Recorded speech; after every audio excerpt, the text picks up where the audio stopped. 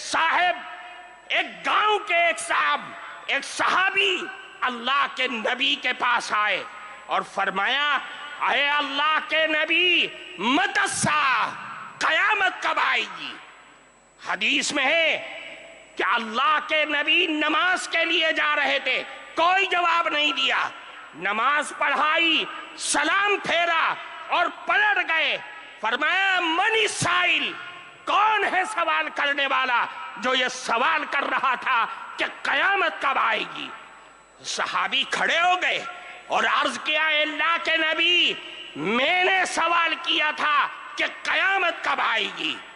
اللہ کے نبی نے پلٹ کر کے ان سے سوال کیا کہ یہ بتلاؤ کہ ما اعددت لہا، تم نے قیامت کے لیے تیاری کیا کر رکھی ہے؟ وہ صحابی تھے، صحابی کے جو دل میں ہوتا ہے وہی زبان پر ہوتا ہے۔ صحابی نے کہا، اے اللہ کے نبی، ما اعددت لہا لا کبیر صلاۃ ولا صوم الا انی احب اللہ ورسولہ۔ اے اللہ کے نبی، میرے پاس کوئی نمازوں کا پٹارا نہیں ہے، روزوں کا انبار نہیں ہے، لیکن ایک دولت میرے دل میں بس رہی ہے کہ میں اللہ اور اس کے نبی سے بے پناہ محبت کرتا ہوں۔ الحمدللہ رب العالمین، والصلاة والسلام على سید الانبیاء والمرسلین وعلى آلہ الطاہرین المطہرین، اما بعد فقد قال النبی صلی اللہ علیہ وسلم، ادبوا اولادکم على 3 خصال، حب نبیکم وحب اہل بیتہ وتلاوة القرآن، او کما قال رسول اللہ صلی اللہ علیہ وسلم۔ محترم صدر جلسہ، حضرات علماء کرام اور دور دراز سے آئے ہوئے ہمارے معزز بزرگوں اور عزیز دوستوں،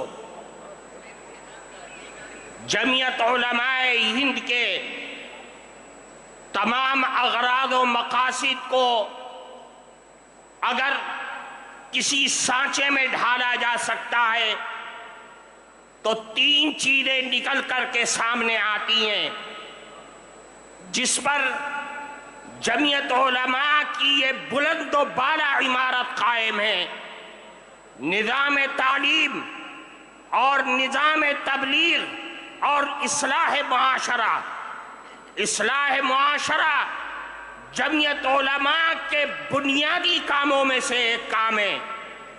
آج پورے ملک سے لوگ آئے ہوئے یہاں پر بیٹھے ہوئے ہیں، حضرت صدر محترم کے حکم سے جمعیت علماء ہند کی طرف سے اصلاح معاشرہ کا نظام چلایا جاتا ہے۔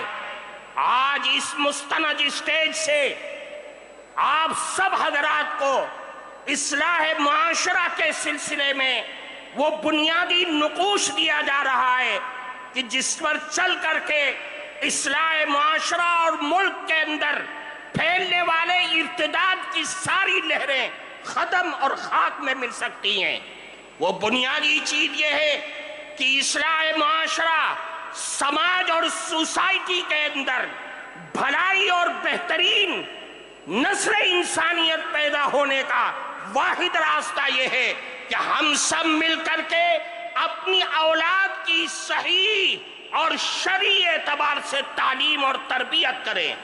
اگر ہم اپنی اولاد کی تربیت صحیح انداز میں کریں گے تو یاد رکھیے سماج میں پھیلنے والی تمام خرابیاں وہ سب کے سب ختم ہو جائیں گی۔ اللہ کے نبی جناب رسول اللہ صلی اللہ علیہ وسلم نے ارشاد فرمایا، ادبوا اولادکم علی 3 خصال، اے لوگوں اپنی اولاد کی تربیت کرو اور 3 عادتوں کی طرف متوجہ کرو اور 3 عادتیں ان کے اندر پیدا کرو۔ سب سے پہلی چیز یہ ہے کہ اللہ کے نبی نے فرمایا اپنی اولاد کے دلوں میں، ان کے ذہنوں میں، ان کے رگ و ریشے کے اندر بچپن ہی سے رسول اللہ کی محبت پیدا کر دو، اللہ کے نبی کی محبت پیدا کرو، اور اپنی اولاد کو بتلا دو کہ سب کچھ لٹ سکتا ہے، سب کچھ کا ساری چیزوں کا سودا کیا جا سکتا ہے، لیکن رسول اللہ کی محبت کا سودا ہرگز نہیں کیا جا سکتا ہے۔ اللہ کے نبی کی محبت، اور یہ بچوں کے دل و دماغ میں اس چیز کو بٹھا دو کہ رسول اللہ کی محبت ہمارے ایمان کی معراج ہے، کمال ایمان کا مدار رسول اللہ کی محبت پر ہے۔ میرے بھائیوں، اللہ کی نبی کی محبت دنیا اور آخرت کی دولت ہے۔ میں آپ کے سامنے ایک اللہ کے نبی کی حدیث پیش کرتا ہوں۔ ترمذی شریف کے اندر روایت ہے، ایک گاؤں کے ایک صحابی اللہ کے نبی کے پاس آئے اور فرمایا، اے اللہ کے نبی، متی الساعہ، قیامت کب آئے گی؟ حدیث میں ہے کہ اللہ کے نبی نماز کے لیے جا رہے تھے، کوئی جواب نہیں دیا، نماز پڑھائی، سلام پھیرا اور پلٹ گئے۔ فرمایا، من السائل، کون ہے سوال کرنے والا جو یہ سوال کر رہا تھا کہ قیامت کب آئے گی؟ صحابی کھڑے ہو گئے اور عرض کیا، اللہ کے نبی، میں نے سوال کیا تھا کہ قیامت کب آئے گی۔ اللہ کے نبی نے پلٹ کر کے ان سے سوال کیا کہ یہ بتلاؤ کہ ما عادت لہا، تم نے قیامت کے لیے تیاری کیا کر رکھی ہے؟ وہ صحابی تھے، صحابی کے جو دل میں ہوتا ہے وہی زبان پر ہوتا ہے۔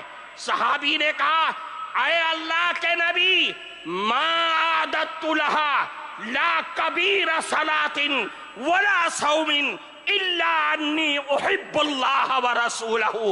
اے اللہ کے نبی، میرے پاس کوئی نمازوں کا پٹارا نہیں ہے، روزوں کا انبار نہیں ہے، لیکن ایک دولت میرے دل میں بس رہی ہے کہ میں اللہ اور اس کے نبی سے بے پناہ محبت کرتا ہوں۔ اللہ کے نبی نے فرمایا، اے لوگوں، یہ اللہ کے نبی کا جواب لے کر کے یہاں سے جانا۔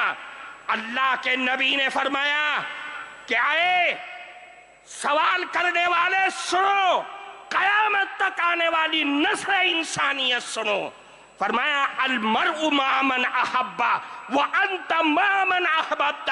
یاد رکھو، آج دنیا میں جو آدمی جس سے محبت اور دل کا لگاؤ پیدا کرے گا، قیامت کے دن بھی وہ اسی کے ساتھ اٹھے گا، اور تم نے جس سے محبت کا دعویٰ کیا ہے، قیامت کے دن بھی تم اسی کے ساتھ ہوگے۔ اس حدیث کے راوی حضرت انس رضی اللہ تعالیٰ عنہ فرماتے، صحابہ کرام اس جملے کو سن کر اتنا خوش ہوئے کہ میں نے اسلام کی زندگی میں کبھی بھی صحابہ کرام کو اتنا خوش ہوتے ہوئے نہیں دیکھا تھا۔ میرے بھائیوں، رسول اللہ کی محبت ہمارے لیے بنیاد ہے۔ ہم سب کچھ لٹا سکتے ہیں، لیکن رسول اللہ کی محبت کا جنازہ، اس کا ایک حرف بھی اپنے دل سے نکال نہیں سکتے، اپنی زندگی سے نکال نہیں سکتے۔ فرمایا، دوسری چیز، اہل بیت کی محبت، بچوں کے دل میں رسول اللہ کے گھر والوں کی محبت ان کے دل کے اندر ڈال دو۔ یہ پیدائش کے بعد سے جب بچہ ہوش سنبھالے کہ جس کے بارے میں اللہ کے نبی نے فرمایا، افتحوا، سب سے پہلا کلمہ فرمایا کہ لا الہ الا اللہ ان کی زبان سے کلواؤ، اور موت کے وقت لا الہ الا اللہ کی تلقین کرو۔ پھر فرمایا آخری چیز، وہ تلاوت القرآن الکریم، قرآن کریم کی تلاوت، قرآن کریم کے الفاظ سے محبت، قرآن کے حلال کو حلال اور قرآن کے حرام کو حرام اپنے بچوں کی زندگی کے اندر بھر دو کہ میرا قرآن، میرا اللہ مجھے یہ کہتا ہے، مجھے اس بات کی دعوت دیتا ہے۔ میرے بھائیوں، قرآن ہماری زندگی کا دستور ہے، قرآن ہمارا آئین ہے، आईन शरीयत है, कुरान को लाजिम पकड़ना होगा। ये जमीयत उलमा के स्टेज से आपको दावत दी जा रही है। अल्लाह के नबी ने फरमाया, अला इन्नहा सतकूनु फितना, ऐ लोगों आगाह हो जाओ, फितने आएंगे, आजमाइशें आएंगी, बलाएं आएंगी, दुनिया की भी आएंगी और आसमानी भी आएंगी। सहाबा के कलेजे हिल गए। फरमाया, अल्लाह के नबी, मल मखरजु मिन्हा या रसूल अल्लाह, उन फितनों से निकलने का रास्ता क्या होगा? अल्लाह के नबी ने फरमाया कि कुरान है, कुरान है। क्यों? फीही नबउ मन काना क़ब्लकुम व खबरु मा बादकुम व हुक्मु मा बैनकुम। ये कुरान है जिसमें तुम्हारे पिछले लोगों के हालात की भी इत्तला है, तुम्हारे बाद में आने वाले लोगों की भी खबर है, और तुम्हारे झगड़ों का फैसला भी इसी कुरान में मौजूद है। इसलिए मेरे भाइयों, कुरान पकड़ो, हालात को सुधारो। ये मसाइल, ये उलझने, ये परेशानियां, ये हमारे आफतों और मुसीबतों की वजह से आ रही है। मैं आपको एक बात की तरफ तवज्जो करके मैं बात को खत्म करता हूं। आज तक हम रोते थे, हमारे बड़े परेशान थे कि दुनिया नशा कर रही है, दुनिया सट्टे और जुए खेल रही है। आज जो सबसे ज्यादा हालात हैं वो सूद की बीमारी हमारे अंदर जन्म लेती जा रही है। और सूद भी कैसा? बैंक का सूद नहीं, साहूकारों का सूद नहीं, बनियाओं का सूद नहीं, वो बंधन बैंक, वो जगह जगह गांव और देहातों में जहां सूद और कर्ज देने वाले वो चोर बैठे हुए हैं, जो सिर्फ औरतों की आईडी पर औरतों को ही देते हैं, उनके नुमाइंदे औरतें हैं। हमारे मर्द घरों में बैठे हुए सो रहे हैं।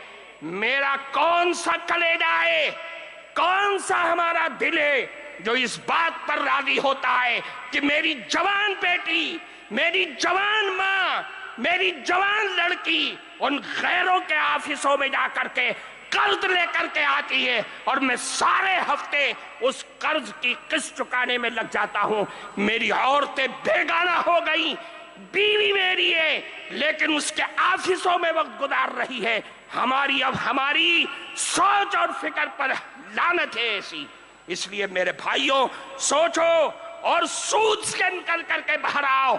इस्लाह माशरा को हर गांव, हर गली, हर मस्जिद के हल्के में इसको परवान चढ़ाओ ताकि मेरी कौम इन लानतों से बाहर आ सके। व आखिर दावाना